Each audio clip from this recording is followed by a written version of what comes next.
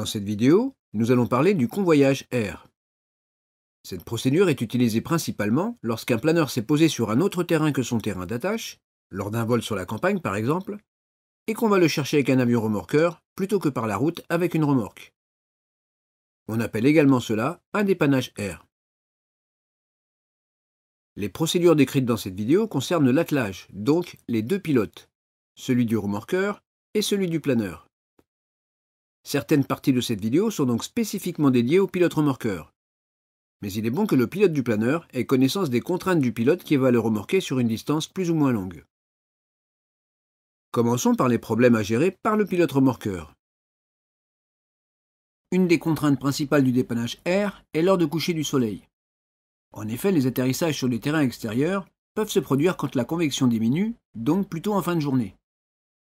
Or, après l'atterrissage, il faudra du temps pour joindre un pilote remorqueur, du temps pour que ce dernier organise et prépare le convoyage, et du temps pour arriver sur place. Une fois arrivé, il faudra également du temps pour faire un briefing indispensable à la sécurité de ce convoyage et pour gérer la préparation du décollage. Enfin, au retour, la vitesse de l'attelage sera plus faible par rapport à la vitesse de croisière normale du remorqueur. Ce temps de vol retour devra donc bien être évalué pour le calcul de l'estimée de l'heure de retour, afin de la comparer avec celle du coucher du soleil. Ce calcul devra bien sûr être fait avant le départ de l'avion du terrain d'origine, afin de décider si le convoyage air est possible ou s'il faut envoyer une remorque par la route. Notez que la réglementation VFR autorise le vol jusqu'à 30 minutes après le coucher du soleil. Mais il ne faut surtout pas compter sur ces 30 minutes supplémentaires pour la réalisation du convoyage. Si le ciel est couvert, il fera sombre et la visibilité ne sera pas suffisante pour assurer la sécurité d'une navigation. En montagne, ce n'est pas l'heure officielle du coucher du soleil dont il faut tenir compte, mais de l'heure du coucher du soleil réel sur le terrain d'arrivée en fonction du relief local. Une autre contrainte peut être le rayon d'action du remorqueur. En fonction de sa consommation, de la réglementation sur l'emport carburant et de la capacité de ses réservoirs, il y a une distance maximum qu'il est possible de faire en aller-retour sans reprendre de carburant.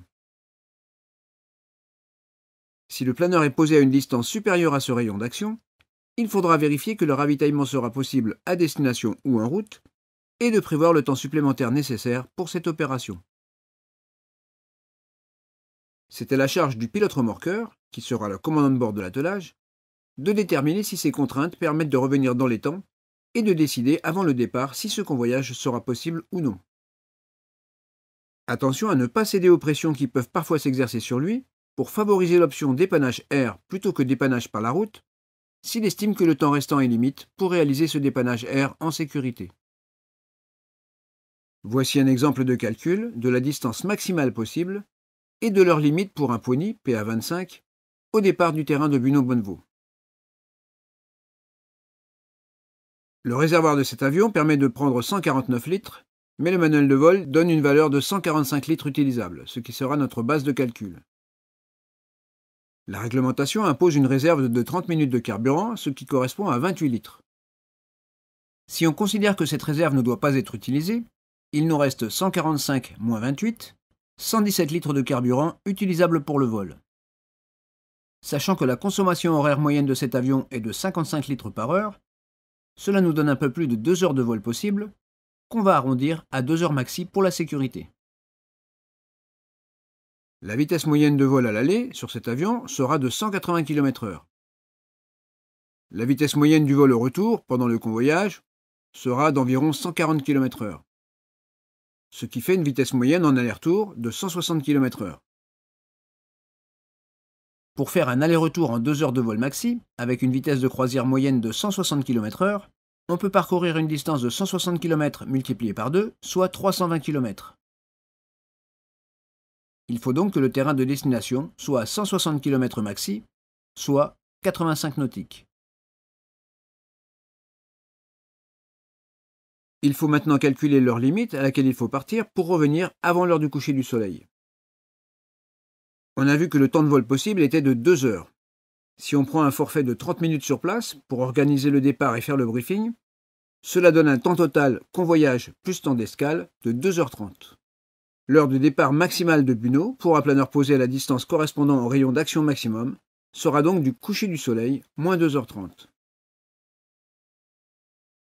Il s'agit là d'un calcul approximatif sans vent que chaque pilote remorqueur doit faire en utilisant les paramètres du type d'avion qu'il utilise pour avoir un ordre d'idée de ce qu'il est possible de faire sans ravitaillement. Ce calcul sera bien sûr à optimiser en fonction des éléments du jour, si un dépannage air est demandé.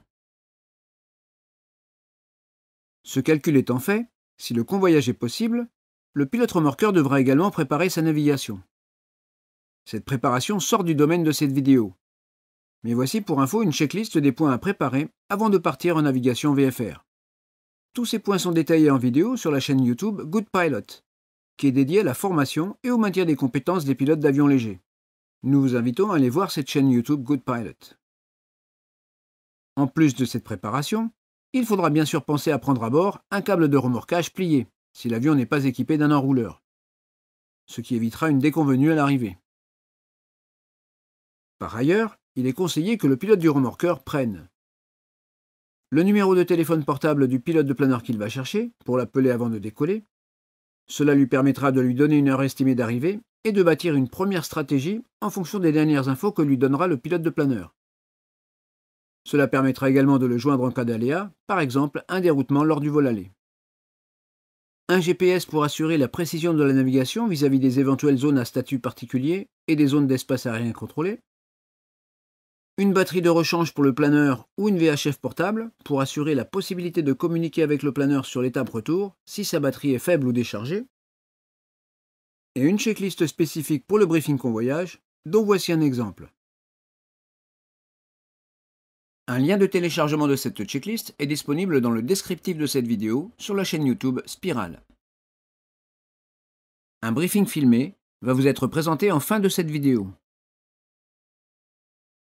Parlons maintenant de ce que doit gérer le pilote du planeur. Étant donné les contraintes de temps dont nous avons parlé, il faudra qu'il prévienne le plus rapidement possible et qu'il confirme par téléphone même si un message radio a été émis et collationné. Avant de faire cet appel téléphonique, il faut essayer de récolter toutes les informations qui peuvent être utiles au pilote remorqueur. Par exemple, s'il y a plusieurs pistes, sur quelle piste se trouve le planeur? Et quelle piste est en service pour les atterrissages en avion? Si le terrain est éloigné, la possibilité ou non de ravitailler en carburant. Les consignes locales éventuelles du jour. L'état de la piste, si le terrain est lourd, la hauteur de l'herbe, etc. Ainsi que toute autre info utile, par exemple l'état de décharge de la batterie du planeur, la nécessité éventuelle d'amener le trolley du planeur s'il y a besoin de le déplacer sur une longue distance pour le positionner à l'endroit du décollage, etc.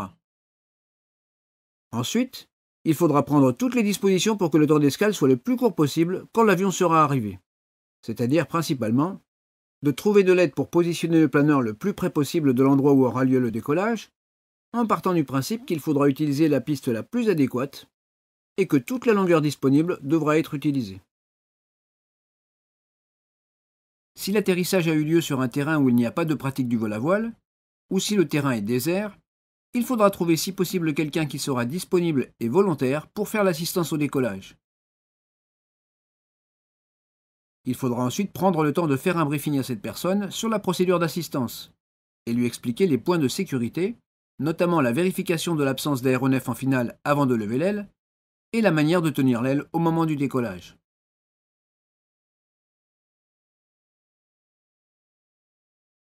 Voici maintenant quelques exemples filmés. Et commençons par un briefing réalisé par un pilote remorqueur à un pilote de planeur de Buneau qui s'est posé à Isouda et qui doit être rapatrié par convoyage air.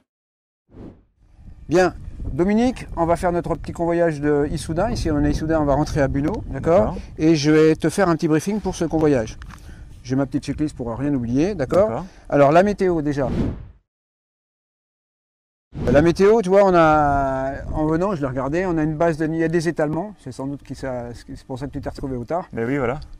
Donc il y a des étalements avec des plafonds qui varient entre 1000 mètres et 1200 mètres QNH. Voilà. Il y a quelques averses à droite à gauche, j'en ai pas eu sur l'allée, mais il y en a quelques-unes, on pourra peut-être être obligé de faire quelques petits évitements, mais ils sont pas...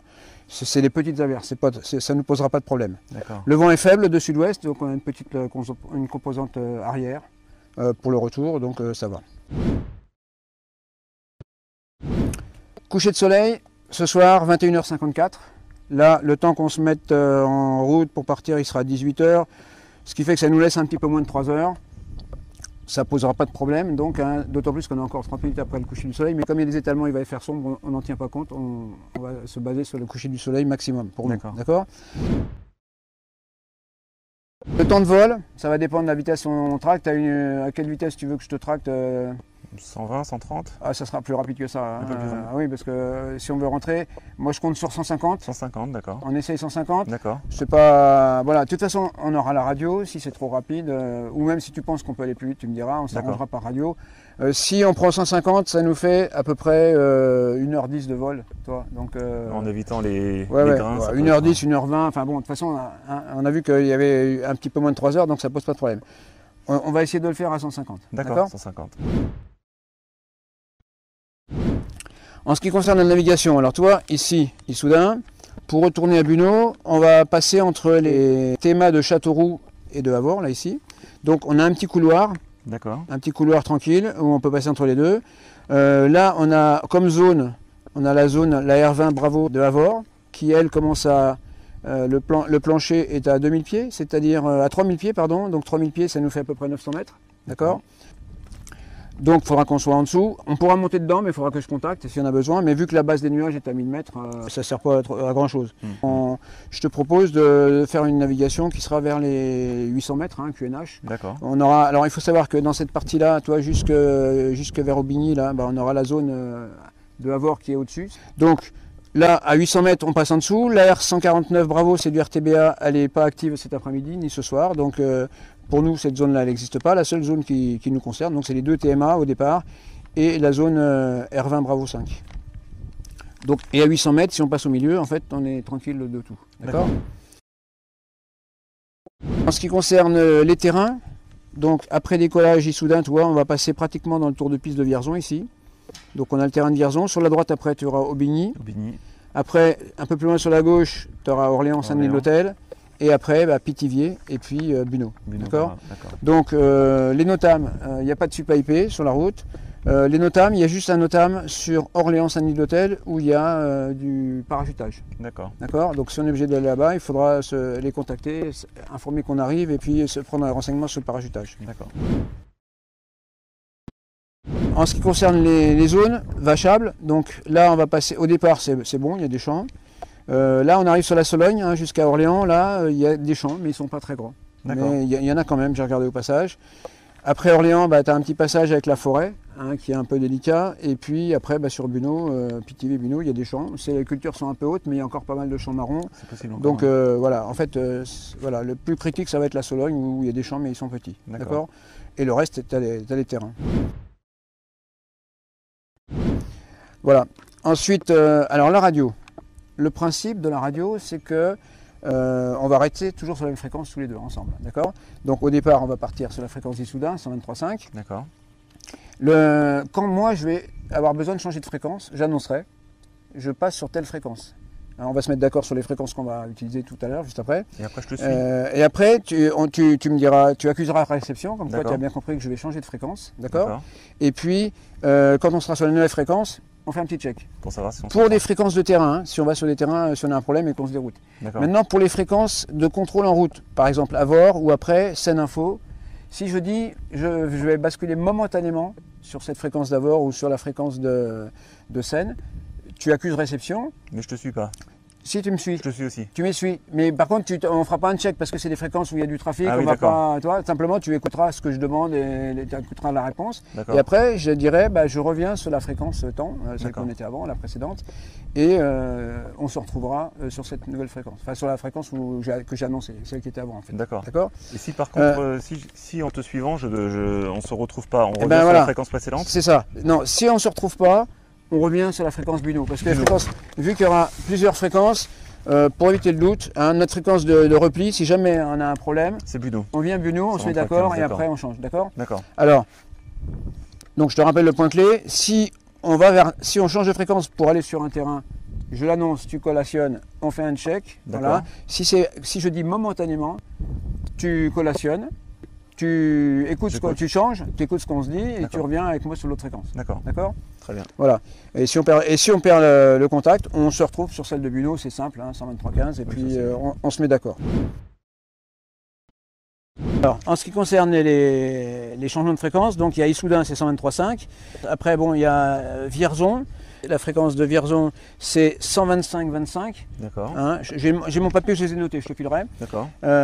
Donc, après le départ de Issoudun, on passera sur 125.25. Parce qu'on va passer pas loin du tour de piste.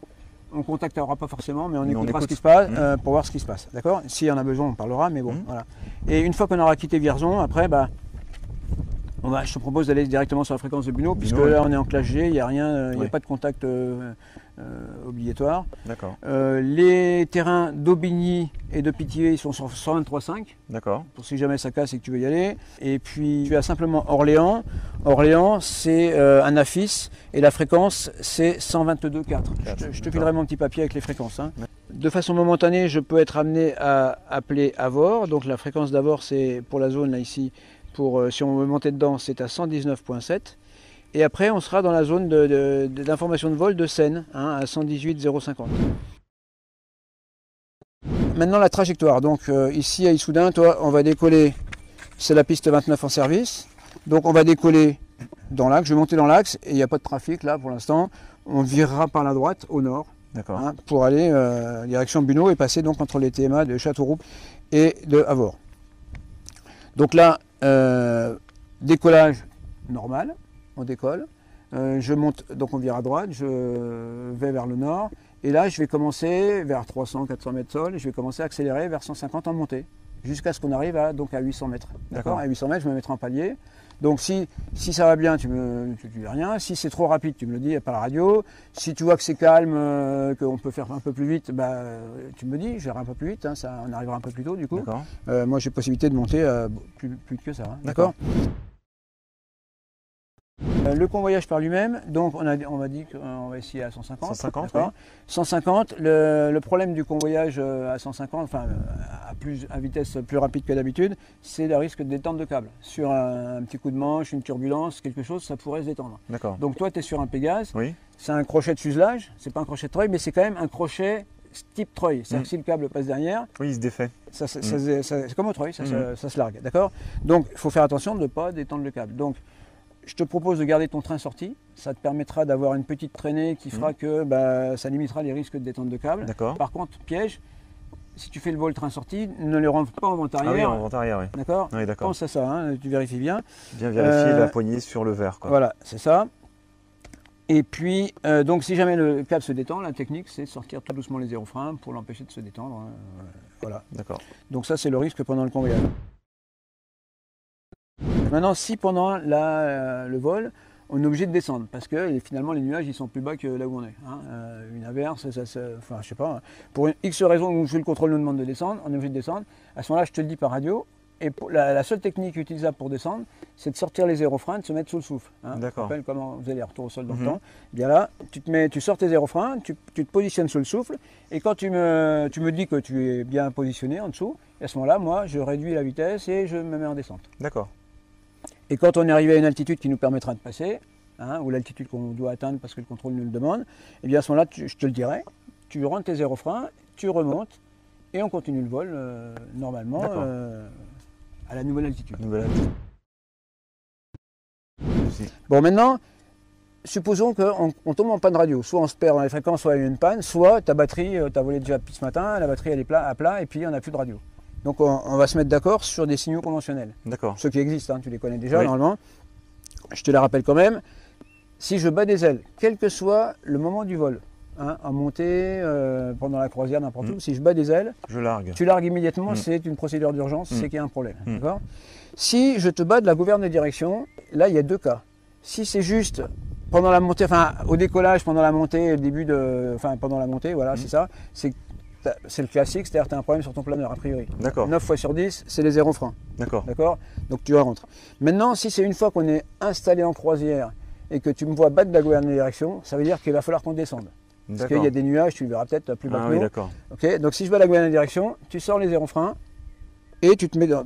C'est la même procédure, hein, tu te descends sous le souffle. D'accord. moi, quand je vois que tu es en place, hop, je débute la descente. Et quand on est arrivé à la bonne altitude, je te rebats de la gouverne de direction, tu rotes les aérofreins, Et je me remets et tu te normal. remets, et puis voilà. Donc D'accord. on utilisera ça comme signal en croisière hein, pour descendre, s'il y a D'accord. besoin. D'accord.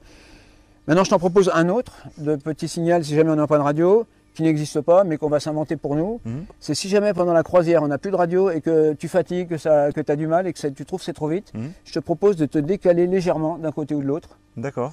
Tu vois, pas trop loin, Oui, hein, pas mais trop, tu te ouais. décales un peu. Si je vois que tu es décalé, je comprendrais que c'est trop vite pour toi et que tu veux que je réduise. D'accord. Si je D'accord. vole longtemps sur un côté, c'est que. Ouais, si je vois que tu n'es plus dans l'axe, c'est que je D'accord. comprendrais que tu me demandes de réduire la vitesse. D'accord. Hein. Si on n'a plus de radio, ça peut être utile. Ok, très bien. D'accord.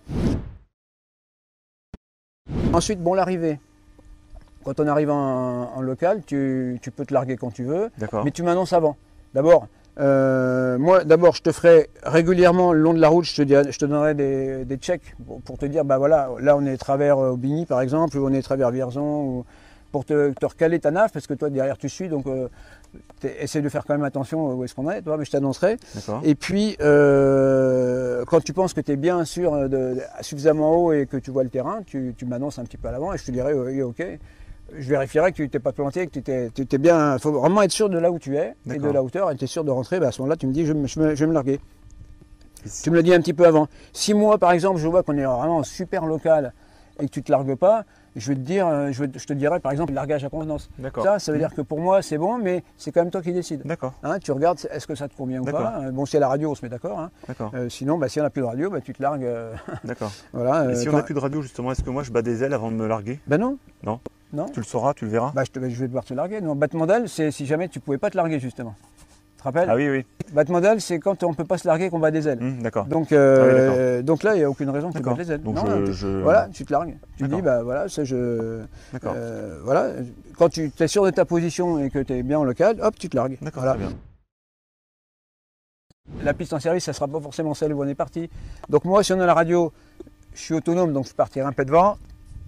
Je regarderai la manche à air et puis je me poserai, je te dirai c'est telle piste. D'accord. Et puis si on n'a pas la radio, tu feras tu regardes. Si tu me vois, moi je ferai le tour de piste côté avion, toi côté planeur, on se garde bien en vue pour pas arriver en même temps. Hein. Et puis on se pose sur la même piste. Quoi. En fonction du vent, s'il n'y a pas de vent, on prendra la 28. Hein. D'accord. D'accord. Alors on va arriver à un moment où on va arriver, l'activité sera peut-être terminée, il y aura peut-être des gens qui seront sur la piste ou qui traverseront la piste pour aller à la zone d'accueil, donc méfiance. Parce que le soir, si on se dit tiens, il n'y a plus personne, c'est tranquille, c'est pas ouvert à la circulation aérienne à Bunot, donc on se croit chez nous, mais on ne s'attend pas à voir arriver un avion en planeur. Donc méfiance à ça, hein, il peut y avoir ce problème-là. D'accord? Très bien. Bon, je crois que j'ai fait le tour de tout ce que je voulais te dire qui était important. Est-ce que tu as des questions, Dominique? Non, merci. Bon non, très bien. D'accord. Bon, alors on va se préparer puis on va y aller. D'accord. Ok. Voici maintenant le complément de briefing qui doit être effectué s'il n'y a personne pour l'assistance et que le décollage doit être effectué aile basse. Bon Xavier, on va se faire un décollage aile basse, tu as vu, il n'y a personne pour nous aider, il n'y a personne pour te tenir l'aile, donc on va faire un décollage aile basse. Donc le principe, c'est qu'on va mettre le planeur avec un angle d'à peu près 20 degrés par rapport à l'axe de l'avion, donc légèrement en travers, avec l'aile basse du côté du vent et en arrière. D'accord. Alors pourquoi on fait ça? Parce que quand je vais tirer, moi, quand je vais mettre la puissance, eh bien il va y avoir un couple qui va remettre le planeur dans l'axe, en ligne droite, d'accord? Donc ça va accélérer l'aile basse. Oui. Donc il va y avoir une petite augmentation de vitesse et donc de portance sur l'aile basse qui devrait t'aider à redresser le planeur.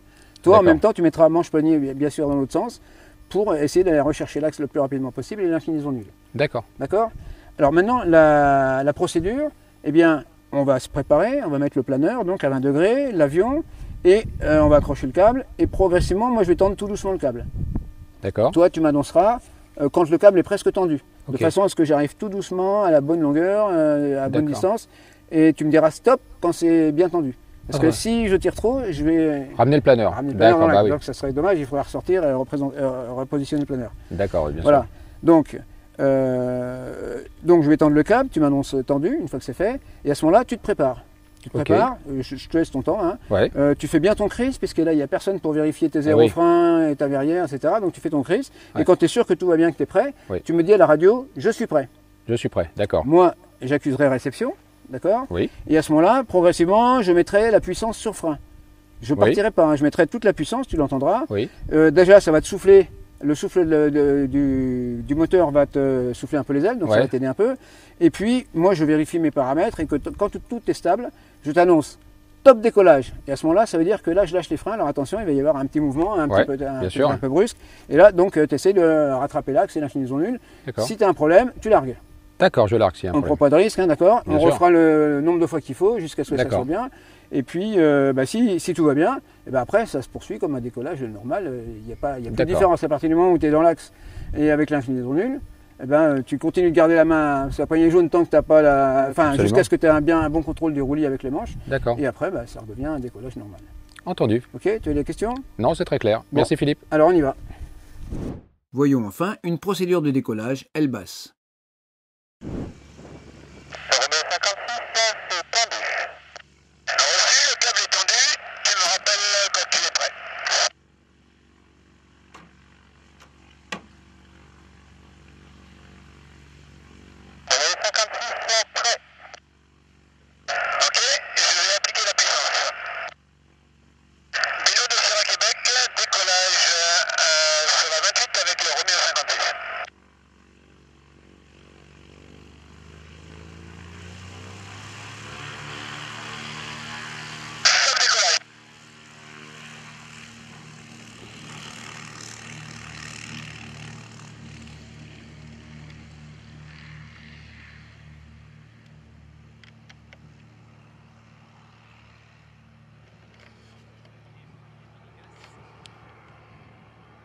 Pour terminer, revoyons les points clés de cette vidéo.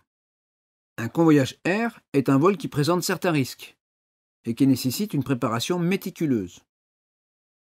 En particulier, il faut s'assurer que le retour sera possible avant le coucher du soleil en prévoyant des marges et que le rayon d'action de l'avion est suffisant. Le pilote du planeur devra récolter toutes les informations utiles et les transmettre au pilote remorqueur avant son départ.